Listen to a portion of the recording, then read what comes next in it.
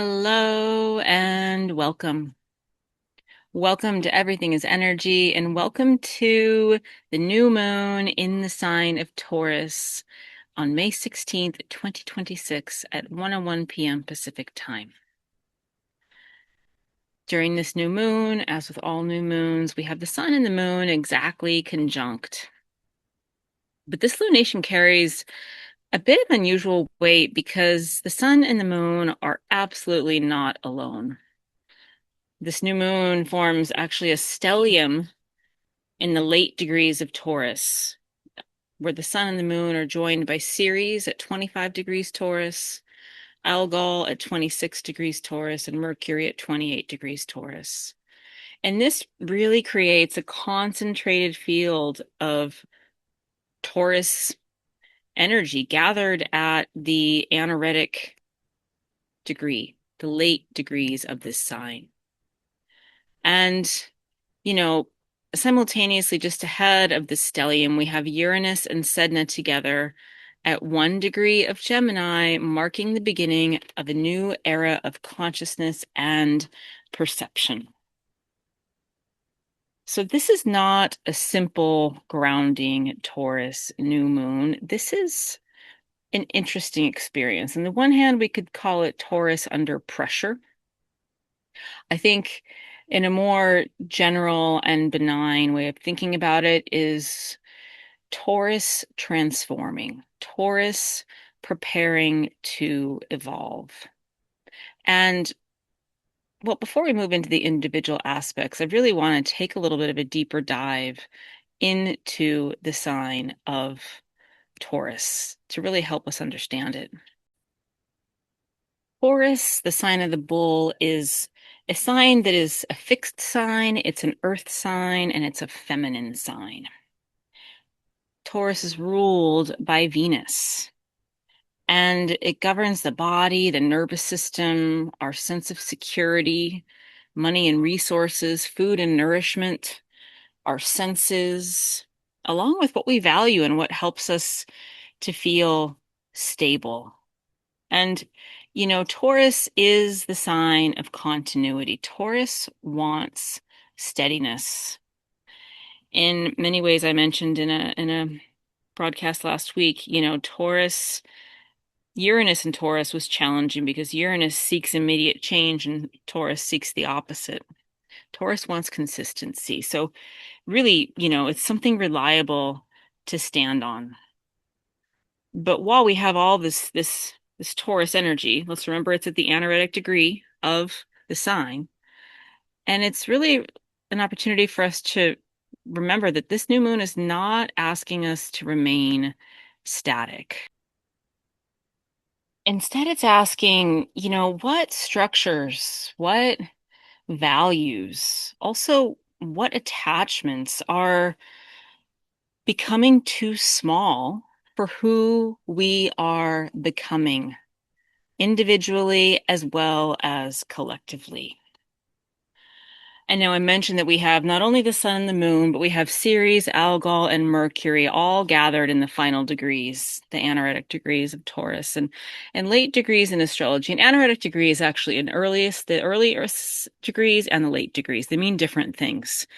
And the late degrees in astrology, they often carry this sense of culmination. They give us the opportunity for mastery. And if there is something that still needs to be done, there might be a little bit of a sense of urgency, but really it's completion before transition. And so, this is especially significant because Uranus, as I mentioned, has been moving through Taurus for years. Uranus just shifted into Gemini less than a month ago. It's part of that major generational collective transformation that we're only beginning to unpack. All the outer planets have changed signs, but I would offer that it's going to be a couple years at least before we can really settle into and wrap our minds and our souls and steep ourselves in what this actually means. But Uranus and Taurus prior to about a month ago, it was transforming our relationship to value and to stability and to economics. and even to the material world itself. And now as Uranus is entering into Gemini, this new moon feels like this potential final concentration of the lessons of that transit. And this is really Taurus reaching a threshold. And if we look first at the sun and the moon, the sun is our external self. It represents our identity, our vitality, our conscious direction. The moon represents our inner world, our emotional experience, our instincts, our intuition. And when they come together, that is what begins a new cycle. And in Taurus, this asks us to reconnect with what truly nourishes us, how we can truly nourish ourselves, not just nutritionally, of course, but consciously, energetically. Also, as I mentioned, what feels sustainable? What are we what are we really willing to build and base our lives upon? If Taurus is wise and we've learned the lessons of all the degrees of the sign, then, we really get this sense that something is maturing, something is ready to evolve. And, Ceres is deeply important here. She's named after the Roman goddess of agriculture, or Demeter in Greek mythology. And Ceres governs things agriculture, nourishment, food systems, also caretaking, and the sacred relationship between humans and earth. And if you know anything about the myth of Demeter being the mother of Persephone, there's also this theme about cycles of loss and return. It's the theme about the seasons, about winter into spring. But it's really about being comfortable with transformation. So it's perfect that the Ceres is here as we're preparing to, even in the sign of Taurus, evolve.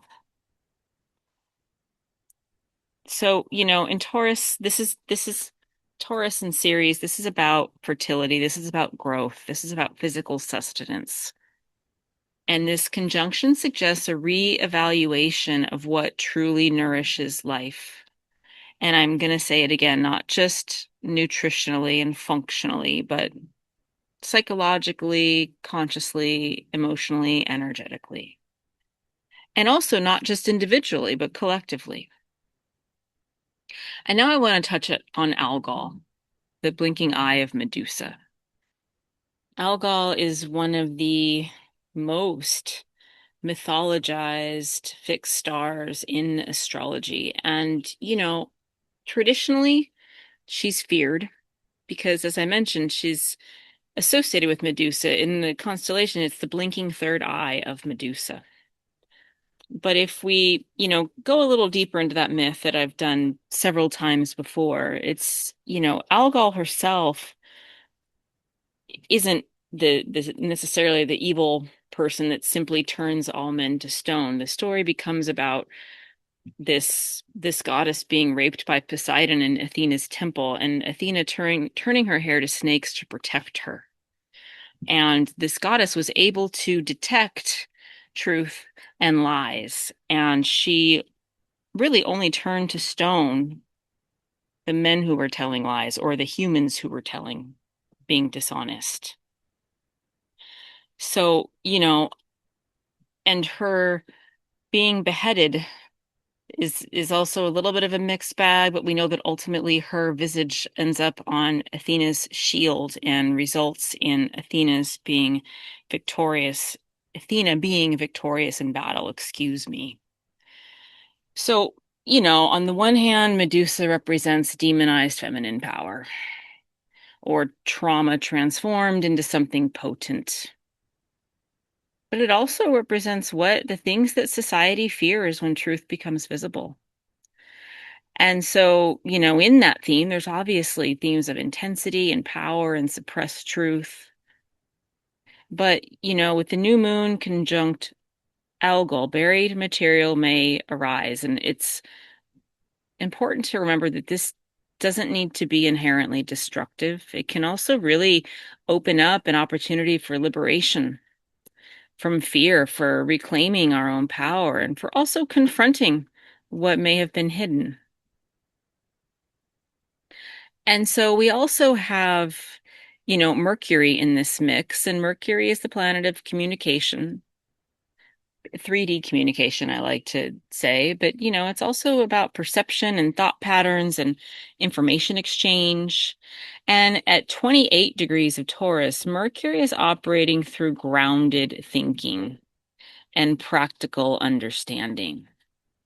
And this is really about embodied perception because this is a late, late degree. There's also a little bit of, I mentioned the word pressure. It's just a realization that old ways of thinking may no longer be sustainable. So that really summarizes the conjunction of planets in late Taurus, but in that same conjunction, we're still only at one part of this chart. There's also Uranus and Sedna at 1 degree of Gemini, because Gemini comes right after Taurus. And this is one of the most important and potent background themes of this chart. It's extraordinary, honestly. I will do a separate podcast on it as a deep dive. But if Uranus is the planet of awakening, reminding us that we are the change we seek, we are the high technology we seek. But it's also, it's an energy of disruption and innovation and liberation and nervous system activation. Uranus breaks patterns, and it often changes the future in a sudden way. And Sedna is, she's a distant trans-Neptunian body named after the Inuit sea goddess who's, betrayed by her father figure and cast into the ocean. And I'll get to her myth in the podcast in depth. But, after she descends into the depths of the sea, drowning, she becomes the ruler of the sea. She becomes the goddess of fertility and abundance and provides all good things to the Inuit people. But as you can likely sense in that myth, we get to know that Sedna represents some pretty deep unconscious material. And, the story is also touching on ancestral memory and themes of betrayal or dishonesty, as well as release and surrender, and ultimately transformation through release. So, there's awakening coming from the depths, and this is not surface level insight. This is collective material rising. And because we're now talking about Gemini and the 1st degree of it, this is awakening shifts you know, from Taurus, body and material systems, into the realm of thought and communication, Gemini, information, perception of self. So we're literally with this shift entering a new mental era. And now another interesting aspect of this chart is we have, Pluto in Aquarius trining the Taurus stellium and Uranus and Sedna. And so this means Pluto in early Aquarius is forming a trine to the Sun, the Moon, Ceres, Algol, Mercury, Uranus, and Sedna. And this is enormously significant because Pluto, as we know, governs transformation. And here's our theme that we're moving into transformation. We're being asked to release something in order to birth something. And this is about unseen forces shaping reality. And Aquarius is about collective systems. It's about networks. It's about innovation and really seeding a bright future. So the trine here between Pluto and all of these cosmic objects is really allowing energy to flow. Trines flow energy. And this suggests that there's a transformation that's unfolding it's truly supported. We are supported. There is momentum toward a newly evolving world. And what's changing cannot fully ever return to the old form. Another aspect we have, I want to move on to Mars next, because we have Mars also at an anaretic degree, this time of Aries, conjunct both Chiron and Eris in late Aries. And this means Mars is pretty darn hot right now. Mars rules Aries, so it is strong here. But 28 degrees, as I mentioned, the late anaretic degrees suggest culmination, maybe a little bit of pressure in this case, and also the final expression of a cycle of fire. Let's remember that Aries is cardinal masculine fire. Having Mars conjunct Chiron, Chiron is about our wounds becoming our wisdom. It's about healing through awareness. Chiron teaches healing modalities throughout the world because he's learning them, trying to heal himself. And Mars conjunct Chiron can definitely bring up some activation of some old pain, but also absolutely the knowledge that we are not living in our past, that we are evolving and enlightened beings. And so beings, excuse me. And so there's really, if there is any kind of pain, there's the courage to heal with it, to work with it, to confront it, to resolve it. And Eris represents another kind of disruption. Her myth is that she's not invited to the only goddess and god and goddess not invited to the wedding of somebody on Mount Olympus. And she shows up anyway, and she throws a golden apple into the party and says to the fairest, and gets all the female goddesses to squabble. And they squabble over their ego, and the men come to their aid, and the Trojan War is the result of this action. So it's a very unique kind of disruption, which is why I like to really tell that story, because it's a disruption of a system when it doesn't work because it's based upon something that doesn't work for the whole. And when people are too beholding to being selfish or to their egos. So this is about, exposure of exclusion and also the refusal to remain silent. And together, the Mars Chiron Eris creates a potentially fierce confrontation, a potent, I'll say, confrontation with and about truth. And this gets a little bit, you know, more intense because Mars isn't just conjunct Chiron and Eris, Mars is squaring Pluto. So this means inherently Mars squaring Pluto is about power struggles. It's about transformation through pressure. And it's this almost kind of volcanic force. If we think about what that means, it's the energy, that the pressure that's building is not dissipating. It's needs to go somewhere. And this can manifest collectively as conflict around authority, as confrontation with systems of control, but for us really personally, it's asking us to look within ourselves and look within the systems that I don't know, that we use, that we are in charge of, and look at where is power being misused? Where can transformation come in and reorient? Also, where is transformation unavoidable? Mars is also not only squaring Pluto. I mentioned Mars was hot. Mars is getting hotter here. Mars is also squaring Jupiter in Cancer. And if Jupiter expands whatever it touches, and we talk about, I like to talk about Cancers, it's about protection and belonging in our intuition and our emotional world. But it also, Cancer carries emotional intensity for sure. And Mars square Jupiter is creating this kind of amplified emotion or amplified action. But also it's worth noting that there could be some emotional impulsivity. And well, where it gets a little fascinating and also quite healing is we have Castor and Pollux conjunct Jupiter here. And Castor and Pollux are the twin stars of Gemini in mythology. They're two brothers, and one remains mortal and one becomes immortal. And together they symbolize this duality, but it also is the beyond duality because they are inextricable from each other. And it's about transcendence and morality and community. And having Jupiter conjunct these stars in Cancer is really amplifying themes of belonging and inviting us to examine inherited narratives.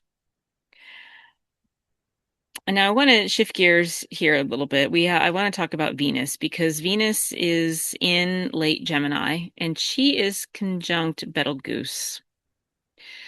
And, Venus rules both Taurus and Libra, and Venus governs relationships, beauty, attraction, values, justice, harmony. And Betelgeuse is associated with prominence and visibility and expressive power. I don't talk about Betelgeuse that much, but it's a red supergiant star, and it's in the constellation of Orion. And it marks the right shoulder of Orion, the great hunter. And it's been, it's a symbol of power, but it's also a symbol of dangerous power. And, ancient stories, often including Australian Aboriginal tales, Australian Aboriginal people spoke of Betelgeuse as, I probably not going to say this right, but Nyeruna. And, it's it's about fire magic because the star varies in brightness and it's a big red star. And in ancient Egypt, I'll also just mention that this star Betelgeuse was associated with Osiris. So when we combine all that, when we look at what this conjunction with Venus and Betelgeuse might actually mean, we can take some comfort here in noting that Venus is here with Betelgeuse. So if we have another fiery star active, but this fiery star is not just any fiery star, it's associated with Osiris. And Osiris is also very much a myth about transformation. In Gemini, this is about communication. It's also about multiplicity and multidimensionality. And this means that this can amplify communication. This conjunction can amplify creative expression. It can amplify our ability to express ourselves in a satisfying way. So that's a really, I think, a lovely aspect to have in this chart, given the other aspects that do carry some heat of a different kind. And we also have Venus active because she's squaring Neptune and Aries. And Neptune's about illusion and delusion. Venus square Neptune is about, idealization maybe, and maybe some projection and some needing to make sure that we know where the boundaries are. And in its highest expression, there's artistic inspiration that could happen here. It's a bit, being a square, its squares mean friction. Squares mean that there is change afoot, and it's from the friction that we might get some inspiration to do some new kind of creation. So this is definitely, a tale about transformation unlike any other. This year, 2026, will absolutely go down in the books as a powerful year for humanity. And this Taurus new moon is here. It's not simply about grounding right now. It's about transformation of what we value. And also transformation of how we think. And equally, transformation of what we're building our lives on, what we're basing our lives on, who we are and what we do and why we do it. And as I mentioned early on, the late Taurus stellium suggests completion. Uranus and Sedna suggests awakening from the depths. The Mars configuration suggests pressure, demanding some action. And Pluto reminds us that, the future is already emerging. So I'll close with just this notion that this new moon is, it's not just asking us what we want to build, but it's really inviting us to examine whether the foundation beneath it still reflects who we're becoming. And this is really about building with integrity. So let's go ahead and shift gears And as we come to the close of this Taurus new moon exploration, I just want to invite you into a space of grounding and reflection and gentle integration. So if you are able to right now, find some place where you won't be disturbed for the next little bit of time, and somewhere where you can allow yourself to settle comfortably. You can be seated or you can be lying down. And begin just by letting your body soften. Bring your awareness to your breath and just let your breath start to deepen naturally.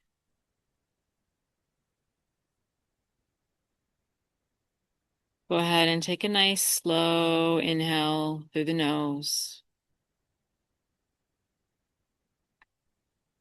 and a nice long exhale through the mouth. Again, breathing in through your nose, coming into this moment, coming into this breath, coming here and now, and releasing the breath through the mouth. Let the breath be a release, both physically and energetically. And just stay here for a few more rounds of easy, deeper, fluid breath.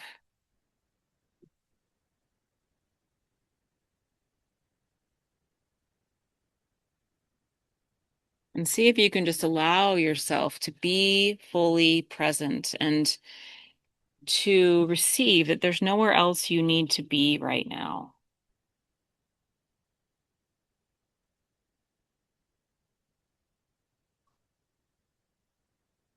And now begin to bring your awareness into your physical body. This lunation carries so much activation and there's a great deal moving. So first we're just returning into the body. Feel the weight of yourself being held by the earth beneath you. Maybe even feel where your body connects to the chair, or to the floor, to wherever you're seated. Feel the physicality of you.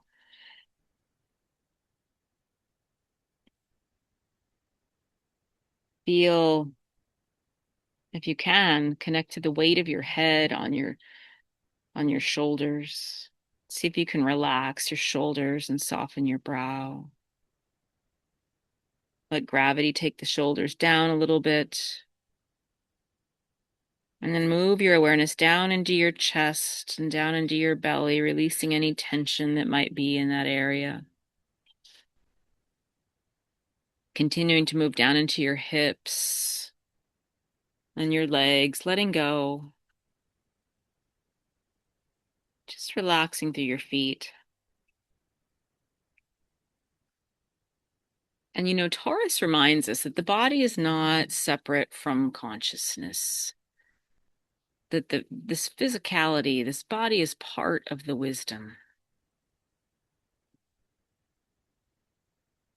And as you're here simply breathing, I invite you to receive or speak or repeat, if it resonates for you, I return to the wisdom of my body.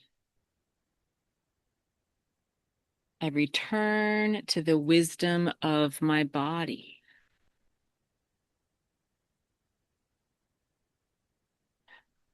I allow myself to slow down enough to listen.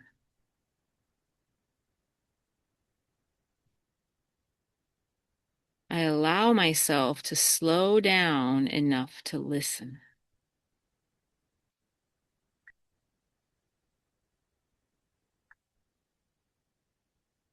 And now imagine yourself standing outside barefoot on rich earth. The ground beneath you is steady, and feel the warmth of the earth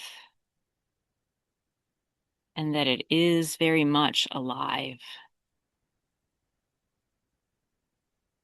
This is Taurus. This is the sacred connection between the body and the earth. And as you stand with your feet on the earth, feel that you are simultaneously held and nourished and supported.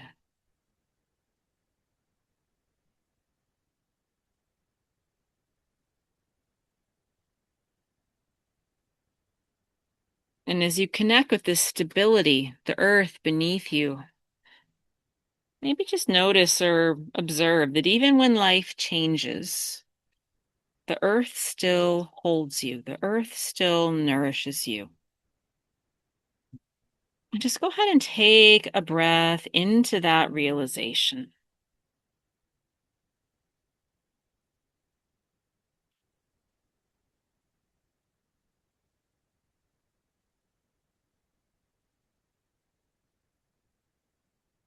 Now, in the distance, imagine that there is a horizon that is shifting. Uranus has just moved in to Gemini. All the outer planets have changed signs in the last 6 months. The world is changing. Thought patterns are evolving. And a new era is emerging.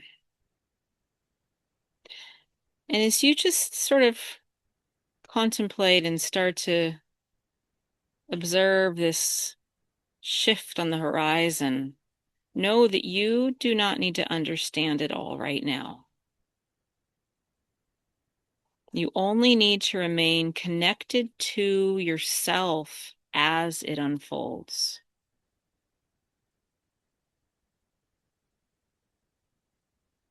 And still, with your bare feet on the earth, notice that the ground beneath you is remaining steady even as the horizon changes. This is the medicine of Taurus. Adaptation without disconnection.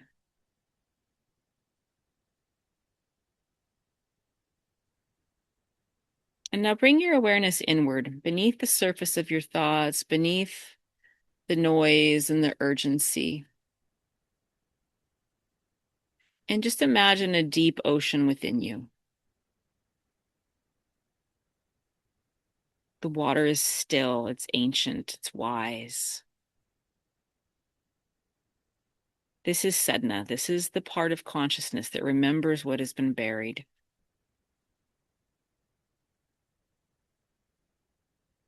This is our deep self, our instinctive self. And this is an opportunity for us to realize that we do not need to fear these depths, that we are allowed to soften into them. So if it feels right, you can silently say or receive, I trust what is emerging from within me. I trust what is emerging from within me.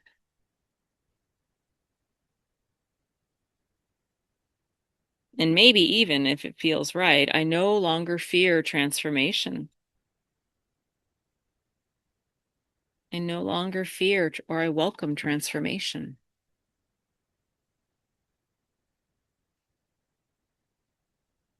And this Taurus new moon may also illuminate places where fear has shaped our relationship with stability, with abundance, with worthiness.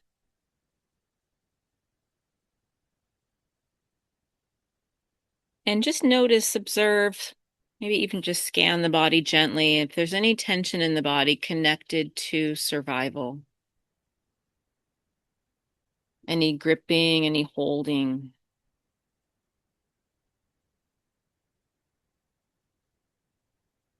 And go ahead and take a nice slow breath in through your nose. And as you exhale, imagine that you're releasing that tension into the earth.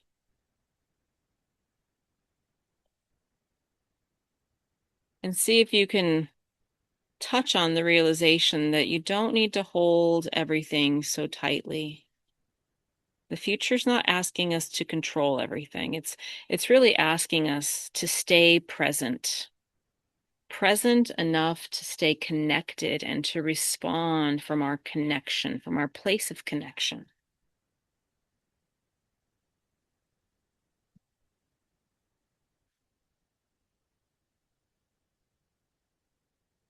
And now bring your awareness to your heart center, to your solar plexus, and to your sacral center. The heart is our emotional self. The plexus is our power creation space, as is the sacral center and the instinctive self. And as you touch on these three, you can touch them with your hands, or you can just visualize. I like to visualize an infinity loop, a figure eight, circling around the heart, crossing over the plexus, looping down around the sacral. So these three are in connection, in communication. And as you connect with each of these three parts of yourself, maybe ask yourself, what do I truly value now? Not what you were taught to value, not what you were told to pursue, but what genuinely nourishes your life force.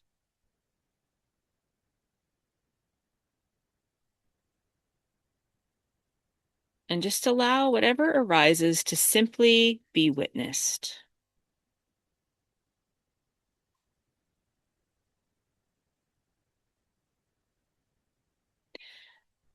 And now imagine a small seed resting in your hands.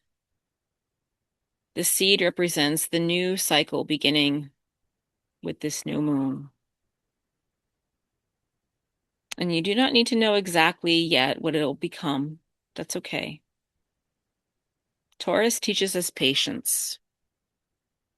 Taurus reminds us that growth does not happen instantly. It happens through care and consistency and presence. And now imagine placing this seed just gently into the earth beneath you.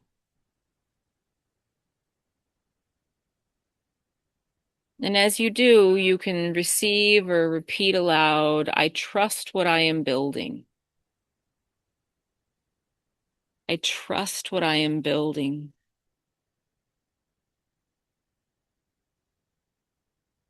I trust what is unfolding.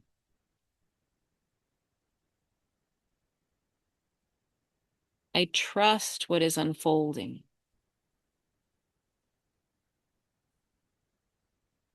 And finally, I allow this new cycle to grow in its own timing. I allow this new cycle to grow in its own timing, and really see if you can receive that. Go ahead and take a slow breath in through your nose, out through your mouth, and feel your body once again. Feel the steadiness beneath you. Feel the space around you.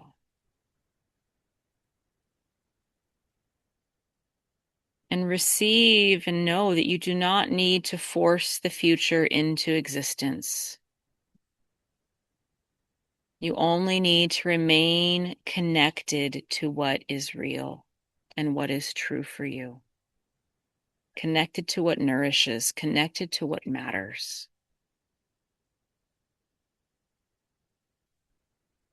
And just go ahead and slowly begin to bring your awareness back into the room or the space where you began this meditation.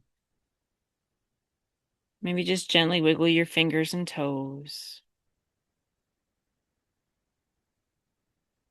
And when you are ready, just softly open your eyes. Thank you all for joining me. I'm always so grateful that our community continues to grow. Hundreds of countries and thousands of people around the world. And with this new moon, the world is changing.